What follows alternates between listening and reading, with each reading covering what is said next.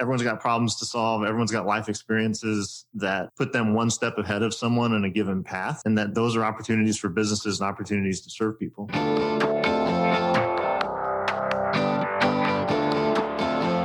Hey, my name is Felix Tia. I'm the host of Shopify Master, the weekly podcast powered by Shopify, the easiest way to sell online, in person, anywhere in between. Each week, we invite entrepreneurs like you to share what they've learned growing successful e-commerce businesses. In this episode, you'll learn how to know when you should continue investing in your business versus trying something else. How do you identify the kind of customer you want to sell to, and how they get free publicity for their brand.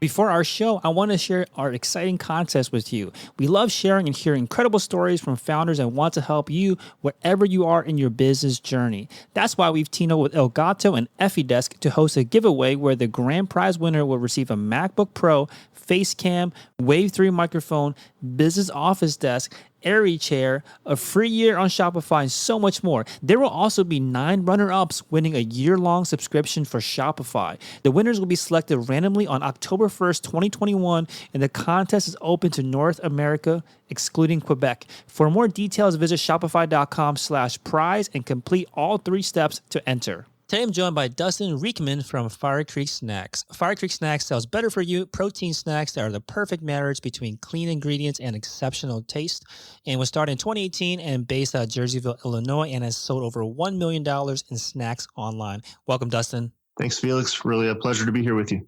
Yeah, so the story behind FireCreek Snacks. So you discovered this FireCreek Snacks already at the brick-and-mortar shop. So tell us more about that. Tell us about how you discovered. What was that experience? Yeah, absolutely. So it was 2018. It was a really interesting time in my life because I just left an 18-year engineering career. So that's my background's always been in engineering consulting, but I was wanting to try some different things. I had numerous online businesses and side hustles. And so I finally pulled the trigger in early 2018. And so my mindset was kind of looking for new opportunities. I was working with some local clients, some online clients, and helping do marketing consulting. So I was in a new butcher shop in our hometown in Edwardsville, Illinois, which is about an hour from Jerseyville. And my wife, we were just in there shopping, checking out some of the selections, got some hamburgers to cook. And I found this bag of jerky, and it said FireCreek jerky. Kind of caught my eye because it had a really cool logo. And I was in the branding. And so I got it home. And when I ate some of it, I thought it was really, really good. And so I flipped it around and saw that it was actually made in Jerseyville, Illinois, which really kind of startled me in a way because that was actually my hometown. I grew up there until I was 10 years old and then moved away. It's a very small farm town. 7,500 people, the county seat in a very rural area. So it was really bizarre for me to see that this package was from Jerseyville.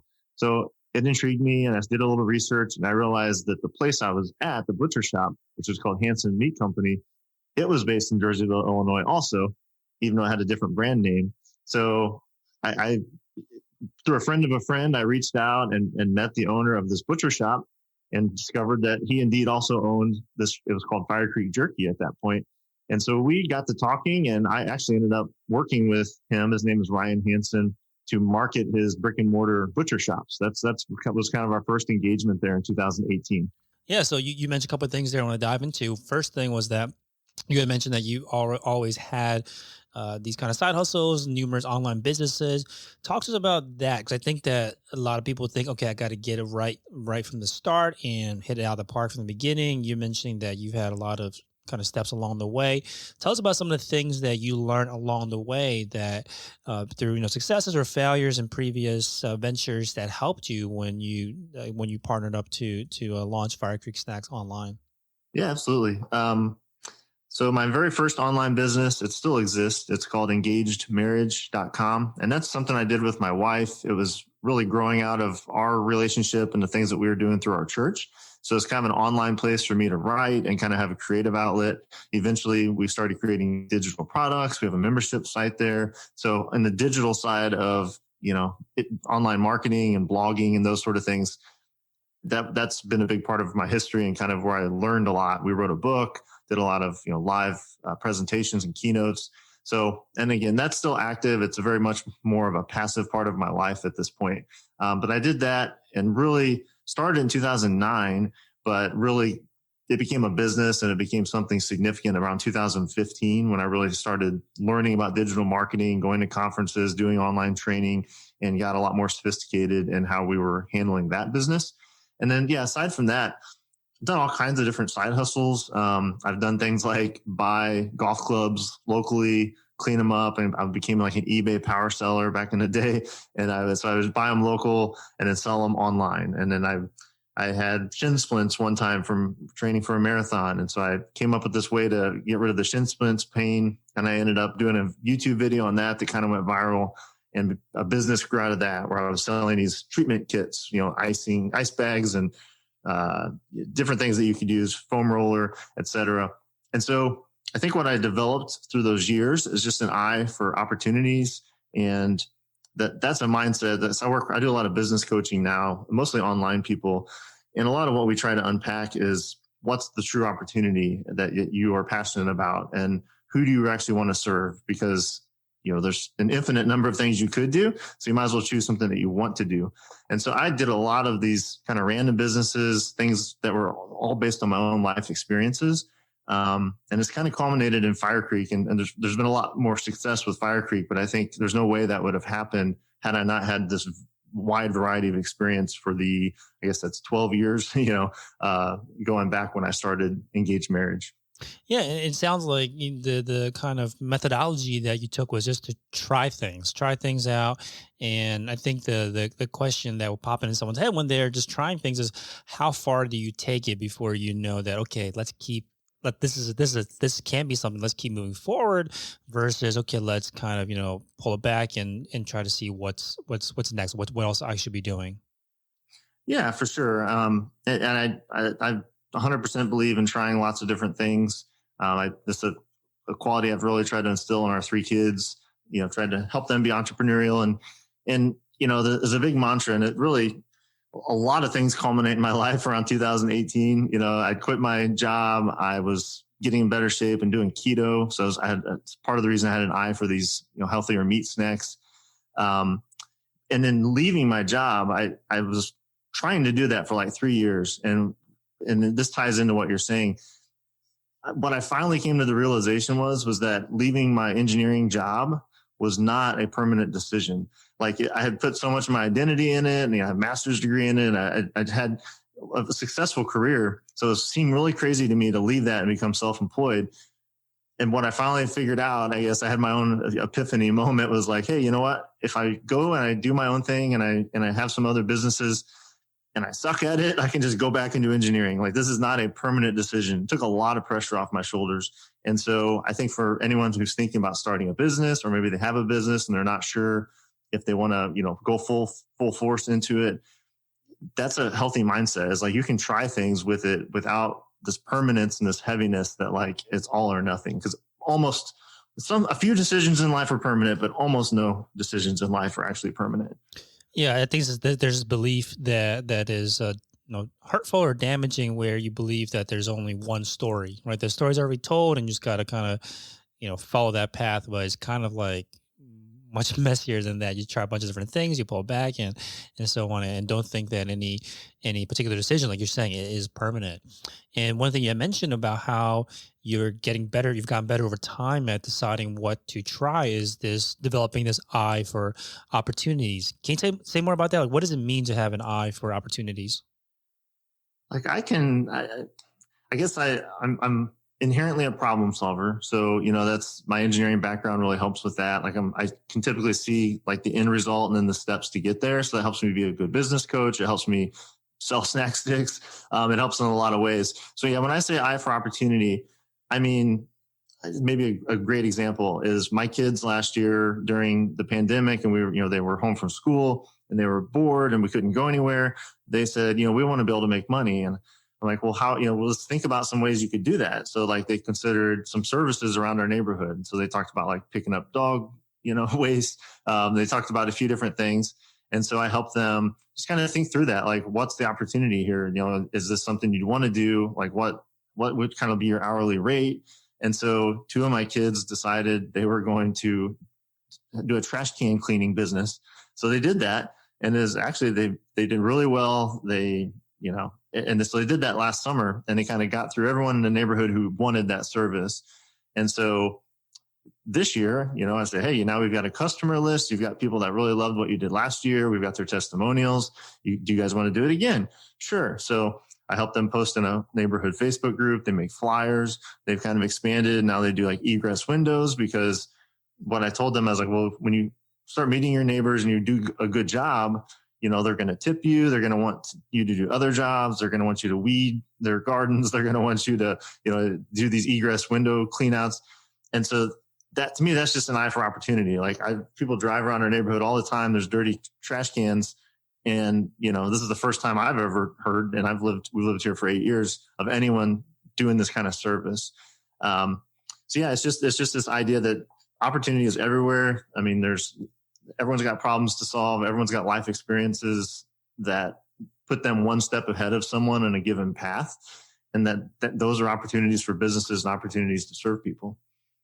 Yeah, and when you're thinking about an opportunity, what do you look at to determine if it is an opportunity worth pursuing? Because you mentioned here that you are just a natural problem solver. So I think there's two parts of that, which is one, how to identify the problems, and then how to identify the correct solution for it. I guess those two things come together to highlight an opportunity. So talk to us about those two components of it: the identifying problems and identifying the right solution for it. Yeah. So there's, like I said, there's kind of limitless numbers of problems to solve. So it really comes down to where's the intersection of what you have skills in, what you're passionate about, what your experience, makes you excited to pursue. So my kids aren't necessarily excited about cleaning trash cans, but in their their circumstances in life, they can't drive yet. This was during, the shutdowns. There was not a lot of other opportunities. So they had a really nice set of boundaries, like controls that said, okay, you have a very limited thing that you can do. So now within that, what are the opportunities? So we looked at like neighborhood services in that case. For me, I'm probably not the best to answer the question of how do you find the right opportunities, because it's almost become, it has become like problematic, right? It's easy for me to take on too much because I'm like, oh, that sounds exciting and that's exciting. And so I can sometimes have too many projects going on at the same time. But whenever I coach other people, I mean, kind of where we start is almost all of them are doing something based on their own life experience, right? So say, like I have a coaching client who does online coaching for women with chronic illnesses. So why that opportunity? Well, it's because it was her life story. She has juvenile diabetes when she was 17. She's had 2 organ transplants, and she's come through that with this attitude that like that's just part of that's her reality, but she still gets to choose her future. And so we honed in on that, and like that's the opportunity. So once you define something you're really passionate about, you've got experience in, and something you can really help people with, that's like the perfect combination of problems and solutions. And so, for me, FireCreek was an excellent opportunity because I still do. I eat, keto, low carb. My kids have gluten intolerances. One kid has a food allergy. So like I'm a label reader. It was a local brand. It was from my hometown. And it had this amazing opportunity in the sense that it was only sold locally at the time that I found it. And I had the ability to partner and bring it online. So like there's a lot of factors there that made FireCreek an opportunity that was really worth my time. Yeah, definitely want to talk about that moment when you made that connection and that partnership and brought it online. Before we get there, one thing I mentioned earlier was around identifying who you want to serve. And I think that this one is often maybe skipped over, where you're like, I will serve anyone that will give me money, right? That will pay me for my product. So tell us more about that. Is that a trap? And like, how do you make sure that you're not just, taking money or rather serving anyone that's willing to pay you? Yeah. So when it comes to identifying your audience, I mean, it typically comes pretty natural. It's the people that you like to serve. It's the people that give you energy. It's often people that you're a few steps ahead of in the journey. If you're doing more of a high touch, coaching or consulting or services. So most people kind of gravitate towards a niche based on their own life experiences. So, in FireCreek, we have many different audiences. And so they're not all going to be my best friend, but there's certain ones that if I'm going to, partner with them on a promotion or be on their podcast or, do something with their email list, it's going to be because that particular segment, that particular target audience is someone that gets me excited, is someone that I know I can serve really well based on my own personal experience. And is this something that you can just kind of, is like a thought experiment where you're just thinking like, would I be excited to work with this person? Or like, how often is that accurate enough? Just like you thinking about like going through the thought process of asking yourself whether you'd be excited to partner with this person or be excited to have this person as a client or customer. Yeah. So if it's, I guess a good example, if it's, say it's a business coaching client, I can look at the surface level and see what they do. Is it something I believe in? I don't want to do something that would contradict with, deeply held personal beliefs, but in those cases, my first step is always, free consultation call. And some people view that as, me trying to do a sales call and get someone to sign on as a client. And for me, it's the exact opposite. It's very much a transparent conversation. I want to understand their goals, their beliefs, their life experiences, how they're trying to serve and who they're trying to serve, because I want to be a really good partner for them if I'm going to, do something as deep as business coaching. And so it's much more of a screening process to see if that we're compatible. I mean, it's not as serious as a romantic relationship, but when it comes to those types of relationships, it's like dating, right? Like you have to see if your personalities jive and if you're just a good fit. And that's true to like a 10x level when it comes to business partnerships. It's, we were just talking about promotional partners or coaching clients. Those are important that you're compatible and that you can really serve that person. But you have like a business partnership, like I have with Ryan, and I've had a couple in the past. That's much more like a marriage, it's a pretty high level engagement. It requires a lot of trust and communication. So it's just a more mature, deeper version of some of these more surface level relationships. Got it. And one other thing I want to touch on is around this thing you're doing where you're cultivating entrepreneurship in your own children. For other entrepreneurs out there that want to start teaching their kids or seeing if there's interest in entrepreneurship, what recommendations do you have here about introducing children to entrepreneurship? Yeah, I think it is setting that example for them. In my case, it was a fairly extreme example of I went from being gone all the time working to being home all the time, doing my own thing. And they're very used to me saying, all right, I'm going to be in my office doing a call, please, watch the dog. So they kind of see how that works in a practical day-to-day sense. But, for me, it's really just trying to cultivate their natural skills and interests. So I talked about my 2 kids cleaning trash cans. Again, why? I had 3 kids. So the middle one had no interest in that at all. So was I going to force her to go clean trash cans? No, not at all. My oldest is my only son. And then my youngest daughter, they're both very hands-on people. They like to be outside. They like to get dirty. They like to fish, so like that was a good fit for them. My middle daughter is very artistic. And so she's not the type that you would talk to and think, oh, she's entrepreneurial. However, like heading into the holidays last year, she got really into calligraphy and hand lettering. And I said, this is awesome. Do you mind if you do a few samples and like I could post them online on Facebook and some friends and family and see, for like Christmas gift tags or like custom things for Christmas gifts. And so she's like, got super excited about that. For her, it's less about the money. It's more that like, wow, like people would want my stuff. Like, she's 14 years old. And so she did that. She got a lot of business. She was very busy heading up to Christmas, a lot of custom gift tags and things like that.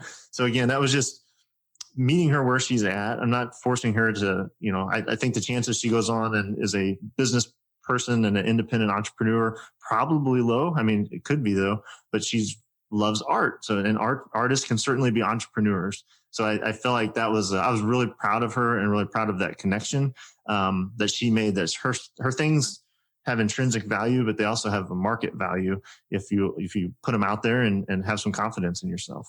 Yeah, and what I'm hearing about your approach to children and to your clients, anyone else that's coming to you for advice, is that you're getting them to lean into their skills, you're meeting them where they're at, trying to figure out what they're interested in rather than kind of looking for the fastest or the biggest buck.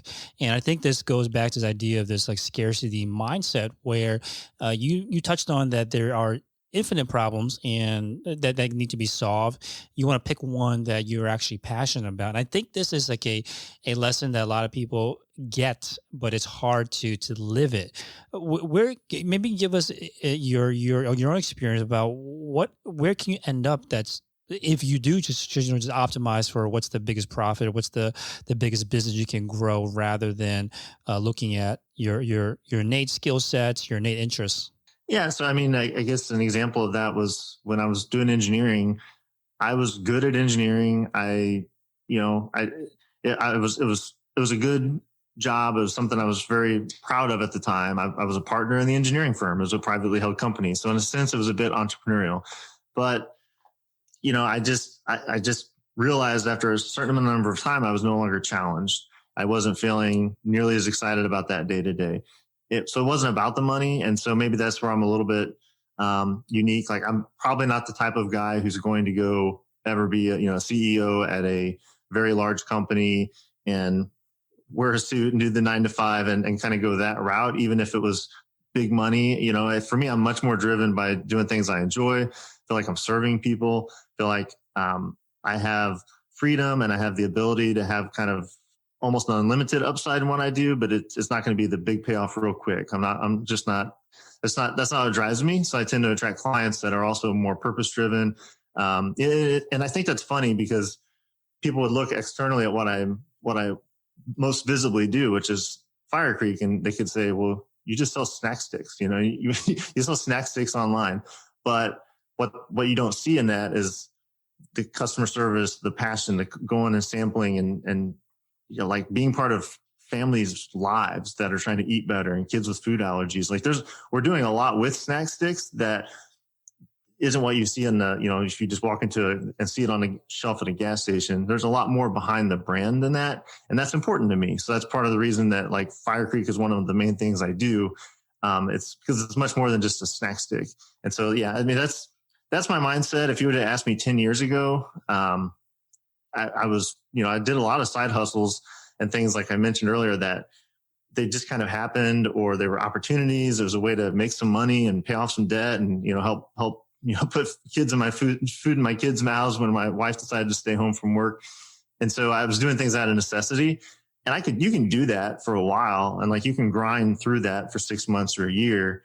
But for me, I found that, well, once I realized there's a lot of other opportunities, it's like, I might as well be a lot more conscious about what I take on and enjoy it. You know, I'll be 42 here soon. So I feel like I'm at a point in my life where, you know, I've done the grind and I've done that stuff. I don't need to do that anymore. And so I want to do things that really make me excited to get up in the morning and also allow me to have really cool relationships. You know, that's another thing that I've come to really value the past several years is just the relationships of, you know, again, whether it's a business partnership, whether it's a promotional partnership, whether it's a client, it's important to me to like the people I'm working with on a regular basis.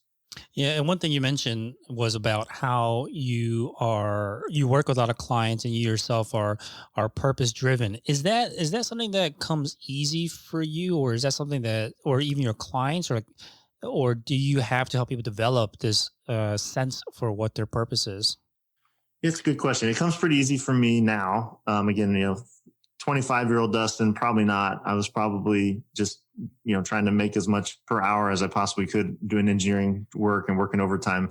And a lot of clients do come to me with a story. So a lot of the way this happens is people have a story. They have done something that they are passionate about, but they don't have the business foundation worked out yet. Right. So like the health coach example, she's had a personal experience. She's worked with numerous people and people have paid her money, but how do you take that and make it an actual business? Because there's a difference between having a hobby or having something you're passionate about and having a business. To make it a business, it has to have a systematic way to get leads and clients and systems in place to take care of those clients and, you know, all the necessities of business. And so that's a lot of times that's kind of the piece I fill in, is getting them a lot more clear that people come to me usually when they feel stuck. Like, hey, I've made some progress. I've got what I think is a really good business, or at least a good business idea, but how do I actually make this a consistent thing? How do I get it out there? How do I market it and find high quality leads that I know I'm going to love working with? And so that part, a lot of times people aren't clear on, because it's a different question than, well, like, you can answer, what are you passionate about? But some things you could be passionate about that would never be a business. But finding the intersection of something you're passionate about and something that has market value it's kind of step two. And then step three is actually making it a business that is, going to give you whatever income and whatever freedom that you personally desire, right? That's kind of the customization part of that's the best part of being an entrepreneur and be able to create these opportunities for yourself. Hey, real quick, if you're enjoying the show, please leave us a review on iTunes to let us know what you think or what you'd like to hear more of. Now, let's get back to the interview. Makes sense. Now, well, I want to jump now to how you discovered, once you discover FireCreek Jerky, you mentioned at the time, you're able to identify the owner of the brand and connect with them and partner with them.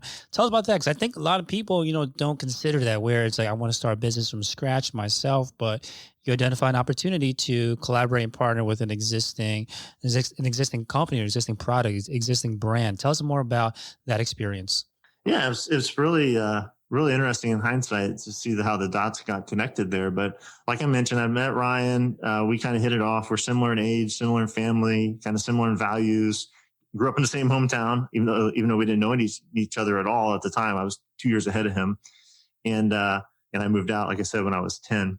But so kind of what was going on there in that mix was he had this jerky brand. He had some partners in that. They had done for a couple of years, they've been trying to get some local distribution. It just never really got any traction. It was a very difficult product to make consistently. He was trying to do an all natural jerky with no sugar added.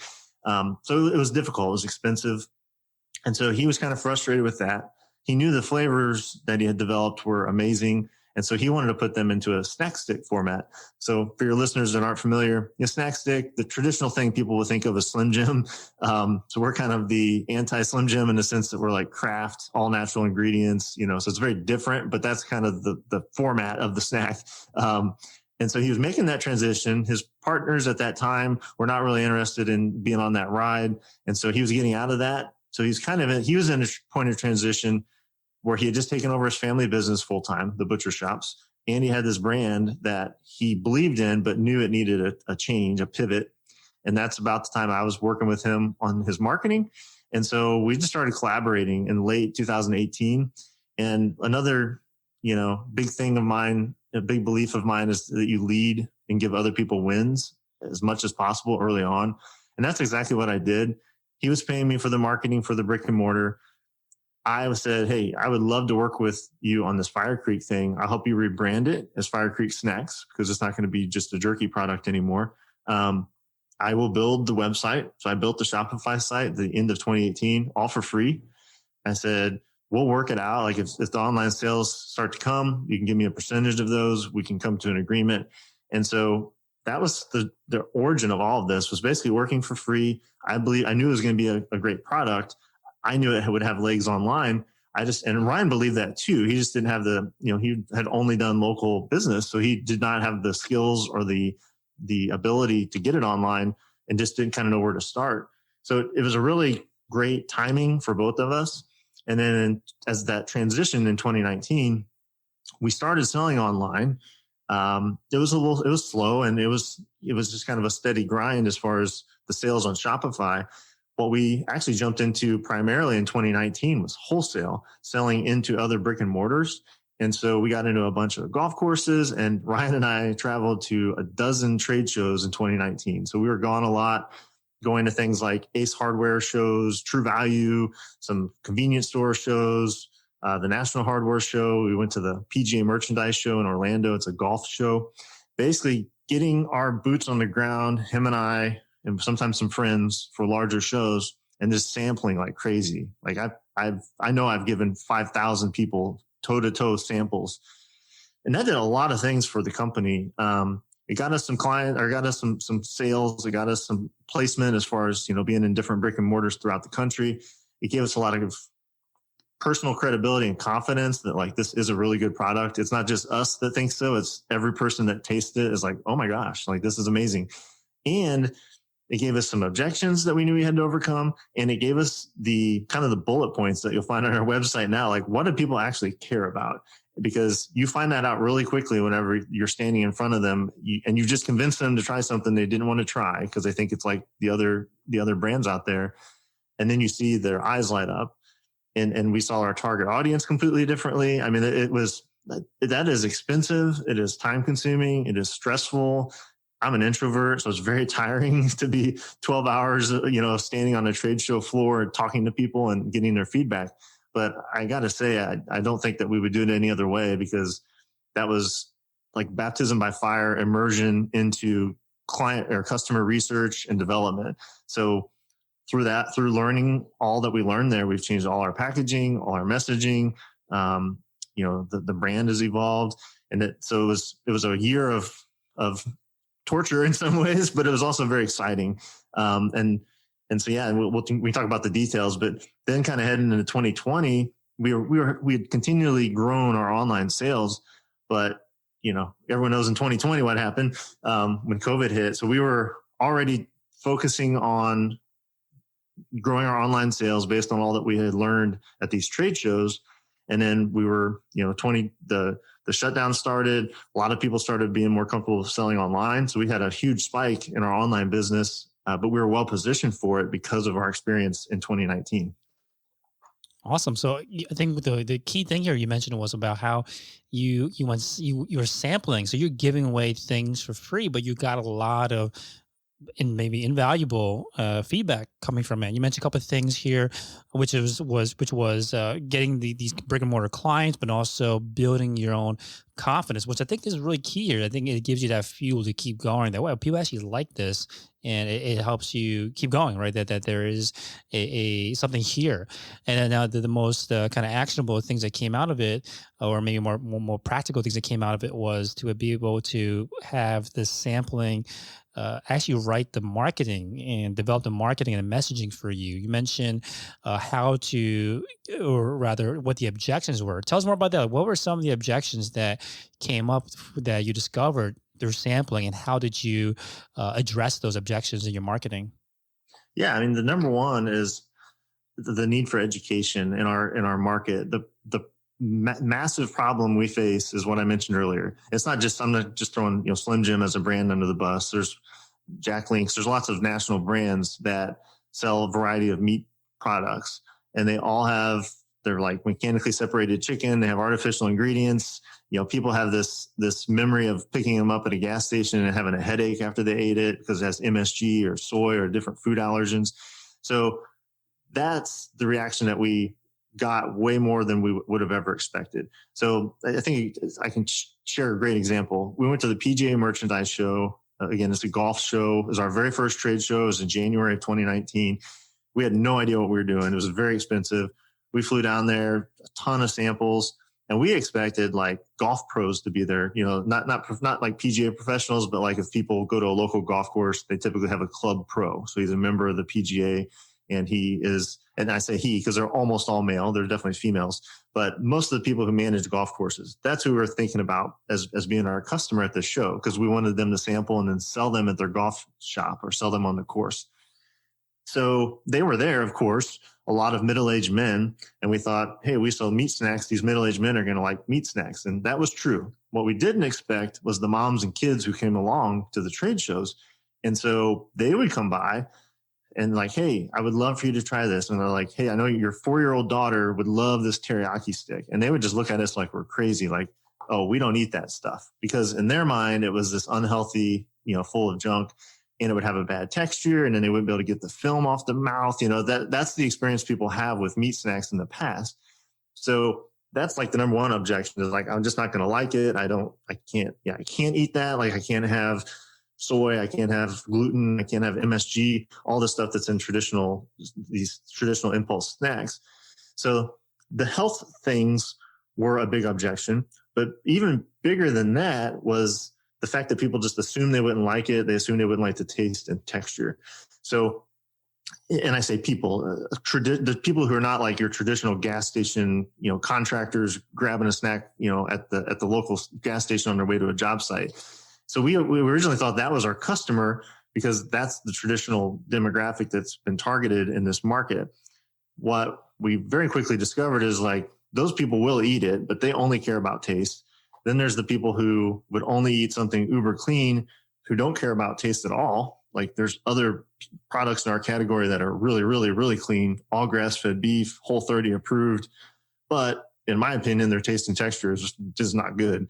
So what we learned was, okay, we need to lead with the taste. because people don't care about the health claims if it tastes horrible. They're the people that we want to talk to. We're not at a, national health symposium. We're at a, trade show, golf with golf people and golf families. Once we convince them that it's going to taste good, all I have to do is get them to try a bite. Now they're convinced that, okay, this actually tastes awesome. The texture is really good. This is different. So now the exciting part is, okay, Mom, I want you to look at this carton. Look at the nutrition facts. Like, there's no 5-syllable words. There's no dairy, wheat, soy, like all these major food allergens that us as parents are dealing with out there. There's no gluten. And so the clean ingredients becomes like this super bonus. Like, oh, wow. Like, not only do these taste good, but I can actually feel good, send them to my kid in their lunchbox so they can take them to the, youth baseball games because they don't have allergens in them. So that's the big message. So on our website, you'll see like exceptional taste, clean ingredients. That's kind of the two sentence summary or 2-phrase summary of how we market. People care a lot about taste. Our people do, but they also value clean ingredients. And so, that's what we learned. And then now we know, after, looking back 2 years after that, 65-70% of the people that order from us online are female. So they may be eating them themselves. They may be buying them for their family or their kids or their husband. Women are the primary grocery buyer in most households. But like, man, you would have told me that in early 2019, I would have thought you're crazy. But and most people assume our audience is all male, and it's actually not at all. It's actually primarily female, which is something we would have never guessed had we not been through these different experiences. Yeah, and what about how it plays out in your packaging? You had mentioned that you had changed that over time as well. How I would assume changing a website, changing the copy on a website is way cheaper, right, than changing your packaging. So tell us about your experience with evolving the packaging. Yeah, I mean, our initial packaging was about as cheap as you can get. It was just plastic, and we had stickers, with the different flavors, and that was kind of similar to the stuff that Ryan sold in his meat shop. The kind of family looking old fashioned type of label. Then we went to, when I got involved and it became FireCreek Snacks, we're still using stickers because stickers is just a cheaper way to do packaging, not on a per unit basis, but the startup cost to go beyond stickers is pretty high. So in the sense, so once we realized, hey, it's time to go to a fully printed film, which is what we use now. It's a much more premium look. It gives you a ton of surface area to put messaging on. It's front and back printed. So actually, if you flip over the back of one of our snack sticks, the full ingredients and nutrition panel is on the stick itself. And so then once we knew we're heading that way, we knew we wanted to update the messaging. So if you look at our sticks and if you look at the cartons that are on display at a store, they're very bold colors because we want people to understand there's four different flavors and that they are very different flavors. So they actually have food imagery on them. So like I'm looking at our sweet heat barbecue. It's got like a barbecue sauce and peppers, and it looks kind of like, it almost looks like an all natural, food. Like if you didn't know what was in the box, you would never guess it's a snack stick. But it's also got all the claims that people actually care about, the health claims. So it says gluten-free. That's a big objection in our space. 7 grams of protein, because we primarily get a lot of high protein, low sugar type people. It could be keto, it could just be people who don't like to eat a lot of sugar. No MSG, no soy. And then the other thing you might notice on there is it's product of the USA. That's a big differentiator in our space. A lot of our more clean competitors who are using like grass-fed beef, a lot of that actually comes from Argentina, Tasmania, New Zealand. And then a lot of people get their packaging supplies overseas as well for cost, but we're pretty proud of the fact that we're a Midwest U.S. company. We currently only sell in the U.S. We'll expand that eventually. So yeah, that product of the USA is another thing that we found out people found important, and it's important to Ryan and I personally. So that's also featured on our packaging. Yeah, and as you're learning these things and changing your packaging, again, because we had mentioned that it's very expensive to do this, are there ways to test it out, or just to be, I guess, what approach would you take to make sure that you limit the number of times you have to change your packaging? Yeah, for sure. I mean, one of the basic things we would do is get prototypes of the cartons, the things that would be on display in a brick and mortar store. And I think there's a fancy name for it, like some kind of visual acuity test or something. But basically we would go into a local, retailer, grocery store, and we would put it on the shelf next to the competitors and then step away and try to, or you have our wives come, people who aren't quite as wrapped up in it. And like, does it stand out? What's the first thing you notice? Does it look different than the things next to it? And that's really helpful at the carton level, the kind of display level. We also have a floor display that some retailers will take, and it's like a freestanding floor display. It's got those health claims front and center right on there too. It's got our logo up top, which looks like a big flame, so it kind of catches your eye. But on the sticks themselves, like what you would see on our website, because people are primarily buying loose, snack stick, different quantities or different sampler packs. The visuals there, I think the thing that most people notice is the significant difference in each package based on the color. And so that was kind of crowdsourced. It's asking, we have the benefit of having, 2 brick and mortar stores. So Ryan could put stuff out there and then ask people for feedback. And same thing when we're developing new flavors. Like, he is like a meat genius. I didn't mention, he's a 3rd generation owner of this family business. And so he's done this his whole life. He's really, really good at it. So I value his opinion highly, but we'll take it to our friends and family, which is good, but you kind of get skewed feedback. So the best thing you can do, whether it's trying out a different packaging or trying out a different flavor, is have real people buy it in his actual stores and then get their feedback on the spot. So we do a lot of that. We're not super sophisticated in the sense of doing big market studies. We are much more hands-on. We like to let people try things and give us immediate feedback. And kind of press them to be honest, because people tend to try to be too kind. So I think I mentioned we're on our 4th generation of packaging. I hope it's our last for a long time because if people are not familiar with consumer packaged goods, when you're getting the individual stick packaging and the cartons, and then we've got cases that hold the cartons, we've got this floor display. These things are all very expensive to do, like the initial run. Like, you get plates made, and so it's costing thousands of dollars to get one of these things made. But after you get that initial investment, the per unit cost is actually much cheaper than doing it the way we did previously. The fully printed film is very efficient, but it's expensive to set up. So yeah, changes are a killer. And the other thing with our product is it's USDA inspected. Because it's a meat product and it goes over state lines, we have our manufacturing partners have USDA inspectors on site, federally inspected. So it's got that on the packaging, but that also means all of our nutrition facts, it all has to be sent off, for verification and certification. So it's also a slow process. So our 4th flavor, so we have original, just like a jerky flavor. We have kicker, which is a spicy version of that. We have teriyaki, which is our most popular. And our newest is sweet heat barbecue. And so we actually started developing that. We had the recipe. We knew exactly what we wanted last February. And then, COVID happened. So the USDA approval took like 7 months. And then we had delays in getting materials for there was like a plastic shortage this year because of supply chain. So, it took we ended up releasing it, I think it was March of 2021. So it took over a year to get that from knowing exactly what we wanted to actually having it in our hands. So it's a tough process if you're trying to make changes. Yeah, makes sense. Now, speaking of the things that can kill your business, one thing you mentioned to us was about how you almost went bankrupt due to the way that you jumped into Facebook ads very quickly with a big agency before you're ready. So tell us more about that. What happened?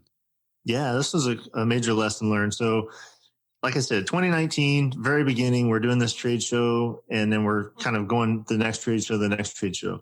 We realized quickly that we're getting overextended on our wholesale business, that it's tough. It's going to take time. The profit margins aren't very good. So of course we want to get more online business.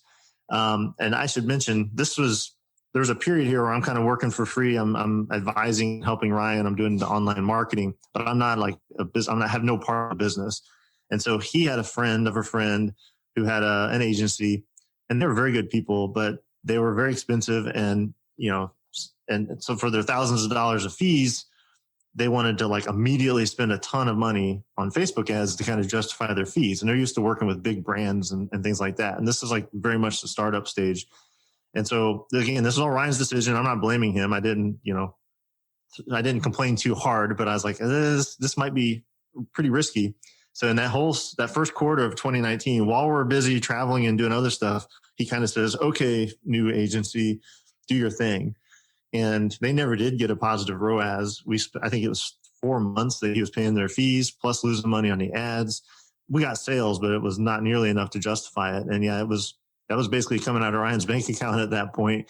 And it was not an exaggeration to say it almost bankrupted things. I mean, it was like, oh my gosh, this was a big mistake. Yeah, and then it kind of opened up an opportunity for me in a sense, because he was kind of like, oh no, this is not going well. And so I was able to buy in and become a partner, in that second quarter of 2019, and then have since increased my equity to where we're nearly equal partners now. But yeah, that was kind of, again, I don't really believe in coincidences. It's kind of like, well, this was really painful, but it opened his eyes into like the value of having a partner on board. And at that point I had been traveling and selling, getting the online sales that we had without those ads organically, and he could see the value in what I was doing. So it kind of culminated in a really good opportunity for both of us, but it was definitely painful going through it and very stressful.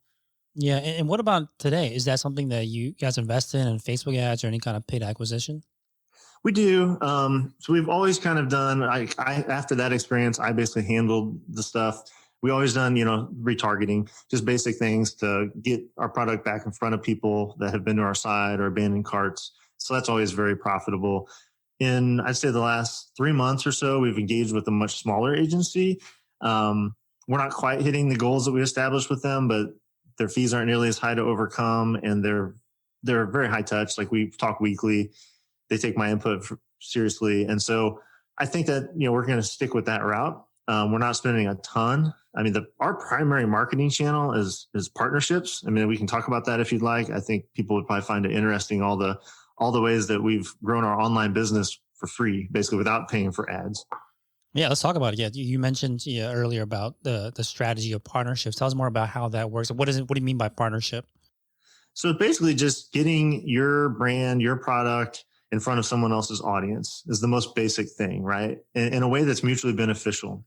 So I'll come back to podcasts, because that, like, what we're doing right now is one of those channels for sure. It's definitely the biggest for me personally, because I love listening to podcasts. I like being on podcasts. But some other things that we've done just to kind of open people's minds is we've been featured in a lot of different subscription boxes. So the financials of that can be handled different ways. But like, if we're in a box of keto snacks, that's a really good way for us to get in front of a highly qualified customer, usually for free or maybe with a donation of some product. I've done things like getting email features from people in related industries that aren't competitors. So an example of that would be, I have a coaching client who's in the barbecue space. So he's a brand ambassador. He does a lot of content with grilling and smoking meat. So the people on his email list like meat, and they like smoked meat, and ours are made with real hickory smoke. So people who like that kind of flavor and nostalgia will really like our product. So I said, hey, if you'll do an honest review, he and his wife were already a subscriber. So I knew he liked the product. So if you'll do a review, take some photos and send it to your email list, I'll give you a discount code so that they win, you win. I'll give you some direct payment as like a sponsoring your post. And so that's a partnership. I got in front of a highly qualified audience. It was a win for him. It was a win for us. And our ROI on that was great, even though we did spend some money. I've done lots of other giveaways with smaller people or people that aren't quite as targeted, where there's no money involved. Maybe just giving them some product to try out, and they can give an honest review. So that's a really basic partnership. But the primary thing that I focus on is getting in front of other people's online audiences. That could be a YouTube review or interview. It could be doing an Instagram live. I'm doing that with some keto influencers here in about a week. Or we're going to do a giveaway, and then they're going to basically, all of them are going to promote it through their Instagram, all for free, just because they like me. The way it came about was I was on their podcast, and so we've developed a relationship. And then again, kind of the major thing that anyone listening would be familiar with is podcasts. So if you have a good story, if you have some things of value that you can offer to an audience, it's a great long format, opportunity. So, we're talking for probably nearly an hour is people know the brand story. They understand what the product's about, the pains we've been through, the accomplishments we've had. And so a lot of people just want to try it just to support a small business and just because they would like to eat this way too. And so that could be on a business podcast like this or an e-commerce podcast like this. I've been on, kind of what I call gluten-free mom shows, people that talk about gluten-free eating. I've been on several keto related podcasts. And so they're all, in any audience, there is our customer. Some portion of that audience is someone who likes to eat protein. They like to eat clean, and they just like to, a tasty snack, or they have kids that like tasty snacks. And so, yeah. And for me, it's just fun. Right. And so for people listening and are thinking about this, what I would say is there's the aspect of direct sales. Like I can give a coupon code today and hopefully some people will go buy some snacks. That's awesome. That makes it worthwhile on its own, but it goes so much deeper than that. And the reason this is so much better, in my opinion, than like Facebook ads is it's long format, like I said, but there'll be great relationships that come out of our recording. So like now Felix and I know each other. So he may know another brand that I should talk to, or a Facebook agency, or a potential partner. And there's lots of people listening, and maybe they have a brand that they have a Shopify store. They think they would like to sell our product as a wholesaler, right? Or they're a distributor, or they know someone. This literally happened to me. I met the lead snacks buyer for protein at Walmart because someone heard me on a podcast. Because it's all about relationships. And the cool thing about being in front of a reasonable sized audience of people who are ambitious is they all either do things themselves or they know people. And I'll hopefully get emails and we'll make connections. I'll have, Zoom calls with people, and I just get to meet a lot of cool people. And I'd say the past 2 years, the best business relationships I've had have been because I've been on a podcast and someone resonated with some part of my story and reached out. And I always give my email address, and I'm very open to those opportunities. And then kind of the more technical thing is, it's great for SEO because there'll be backlinks from different websites if you're on their show. It gives you a lot of credibility, in my opinion. Like I've been on like 20 podcasts, so it makes FireCreek seem legitimate. Like a lot of the coaching I do with business people is getting their business dialed in and ready, and then helping them get on other people's platforms to benefit their business. So I have a health coach. We can find podcasts that talk about chronic pain and chronic illness and get her on there because she has a lot of value and her story is extremely touching. But don't get on there until you're ready and you have a call to action and you have a business purpose. So I think anyone listening who's got a Shopify store, if you sell a product or if you do services in this area, there are some podcasts, probably some that you listen to, that you should prepare, to try to get in front of those audiences and serve them. Like do a really good job, and then you'll see the returns. And it's just, it's a lot of fun, and it's a lot better than spending thousands of dollars on Facebook agencies if you can avoid that. Yeah. And speaking of having call to action, you had mentioned that you have a discount code for any listeners that might be interested in purchasing from your store. Can you share that with the audience? Yeah, absolutely. So the store is just FireCreekSnacks.com, and the coupon code is just Shopify. So if you put in Shopify at checkout, I'm sure everyone on here is familiar with the Shopify checkout. It'll take 15% off your order. I'd love to get some snacks in people's hands and get their feedback. Yeah, and speaking of your website, one thing that I noticed was that on the main landing page, it's not structured like a typical kind of a landing page, typical homepage of any other website. It's almost reminiscent of almost like a sales page that you come across. Talk to us more about this design decision into making the main, I guess, the landing page of your website designed this way. Yeah, some people think this is clever. Some people think it's cringy. For me, it's just kind of how it happened. So if you go to FireCreekSnacks.com, that's actually a WordPress site. And so I'm very adept at WordPress, and I can do the landing pages and all those things.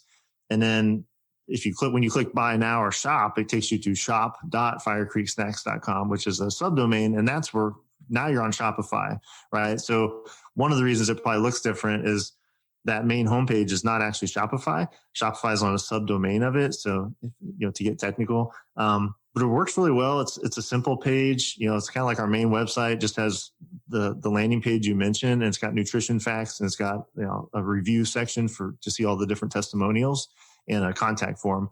But anytime you click anything on that site that says shop, you're now immediately on the Shopify store page, which probably looks more like a traditional Shopify store with all the products right there. And then the product detail pages below those. But yeah, it's worked out really well. Our conversion rate is 10 to 12%, which is really high. Now that's, skewed because not all of our traffic makes it to Shopify, but once people get to Shopify, they're very highly converting. So yeah, it's something I may modify in the future, but that's kind of how it ended up, and it's worked really well. So I haven't changed. I didn't want to change it. Awesome. Yeah. One other thing I noticed too was that you lead with video kind of testimonials and reviews, which you don't see too often, but I think that's a great thing to try. Just lends more credibility to the reviews that are given by your customers. Now I want to ask, one other thing about the website, are there any particular tools or apps that you rely on to help run the business? Yeah. So one, like you mentioned, some of those testimonials, it's called Looks, which is LOX. And that's basically our testimonial review capture tool. So it's an app on Shopify that, automatically prompts people, I think it's 2 weeks after their order, to come back and leave a review. And then if they leave an image or video in that review, then they get a coupon code for 20% off. So it really incentivizes people to leave good reviews. And I only started, it was a big mistake. I only started collecting those maybe last October or something. And I think we're over nearly 400, which is not a ton, but it's a huge improvement over zero. And so you can see in the Shopify portion of the site and that homepage site. And really when we run promotions and we have landing pages, I always have a bunch of those reviews on there with real people, their faces. That helps a lot for me to get that education piece. Like when people see it's a mom or it's a kid eating the snack stick, like, oh wait, this is different than what I think of when I think of snack sticks. So it's kind of an instant way to not only give credibility, but kind of qualify people. So that's Looks. We use bold subscriptions. Subscriptions are a significant part of our business. And when people, usually they buy a sampler pack the first time through, and then when they do a subscribe and save, they save additional money. And so then they get regular shipments. And then we are currently I'm right in the process of adding one-click upsell. So we've had tons of success, and I've done digital marketing for all these years, and we have never even had an upsell on the site, which is a huge opportunity lost. So we're adding that. And the other thing we're adding here in this month is Postscript, which is an SMS marketing tool. We've also not been collecting SMS. So we do a lot of email marketing, and email marketing is our primary revenue driver from our existing customers, but we're definitely excited to get into SMS. Awesome. Again, FireCreekSnacks.com is the website. And I'll leave you with this last question. What would you say has been the biggest lesson you've learned over the last year that you're now applying moving forward? I'd say my biggest lesson in business is that partnerships are everything. And so I described several levels and several types of partnerships. So when I say partnership, it's not necessarily a formal partnership. It's the win-win scenario, right? Like if you can provide value to someone, it's like inevitable that that's going to come back to you. I describe that as a partnership. And so in business, there's lots of ways that those can come about, but that's my number one lesson. I'm always on the lookout for great partnerships, for new relationships, new friendships, new, mastermind counterparts. I love to learn, and I love to give and help people with the experiences that I've had. Awesome. Thank you so much for coming on and sharing your experience, Dustin. Absolutely, Felix. It was awesome. Thank you for having me. Thanks for tuning in to another episode of Shopify Masters, the e-commerce podcast for ambitious entrepreneurs powered by Shopify.